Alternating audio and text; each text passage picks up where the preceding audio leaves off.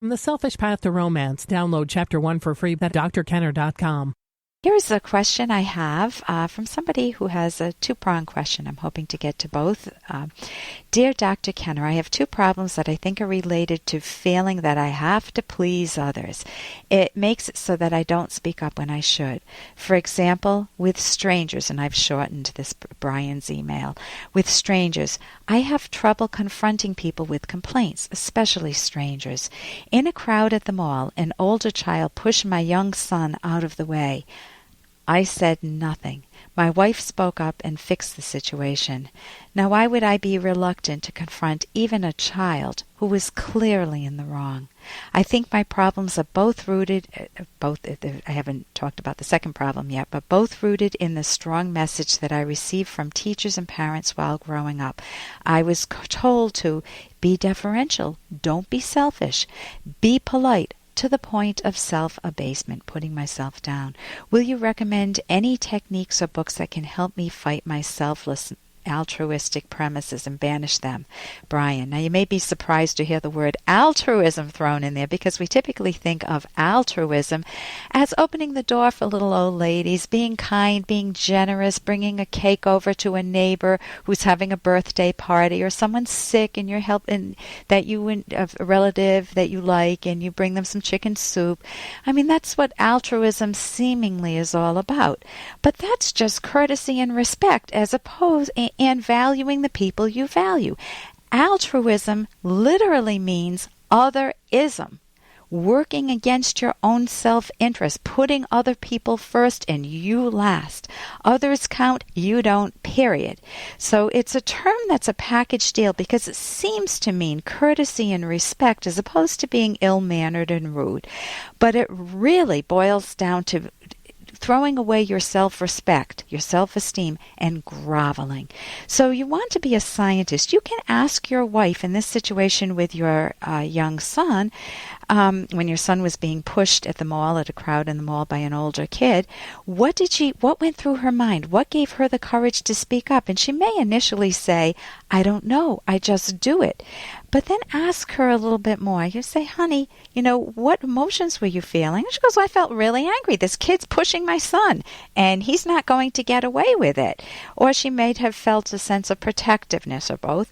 I'm going to protect my sons. So if she has those thoughts, then it's going to propel her more into action. And if she also has the ability to speak assertively, I don't mean aggressively. I don't mean that she looks at this kid and says, get the heck out of here, she calls him some name. That's aggressive language. If she talks assertively by saying something to the effect that, I noticed we were standing here. I expect you to respect that my son was in front of you. And just to put her son back in front of the kid who barged in. I guess they were observing something at the mall. So you want to learn assertiveness skills for yourself. Sometimes it's called I language, not an eye on your face like your ears and your eye, but the pronoun I as opposed to you. And you speak from what you're feeling, what you're experiencing, what you expect. I feel this, I see this, I expect this. You want to learn assertiveness skills for yourself. That it's a gem, or if you already have some of them, or they've gotten a little rusty, polish them up. You can get some books. You asked me for references. You can get there's a book Asserting Yourself. There's a book Messages. There's a book The Feeling Good Handbook that's got part 4. It's an older book, but it's got a good section on communication skills, and that may help you with communication. Now for your second problem. This is again from Brian. And he thinks they're both related to having to please others. I should always please other people, even if I feel lousy in the process. I can't, you're afraid of failing. Well, let's look at this problem. I procrastinate on problems that are not emergencies. I tackle emergency situations with zeal. I enjoy finding solutions, but when there are no impossible deadlines or emergency situations, I have trouble getting started. So what might cause this type of a problem? Well, you mentioned that you feel like you're afraid of others. You're afraid that if you speak up, they may criticize you, even though on one level you know know that you're very competent. I know this was a much longer email and you told me that. So you want to actually change your image of yourself. I was a person who told myself, not that I'm a procrastinator, but I used to tell myself I'm not an exercise person. For my 50th birthday, I said, why not challenge that premise? Why not make myself into an exercise person? And I went to the gym. Yeah, I was resistant at times, but I was able to set specific dates and to take it slowly, and I built up over time to making exercise part of my routine. In fact, I went there this morning. I went back to the gym this morning.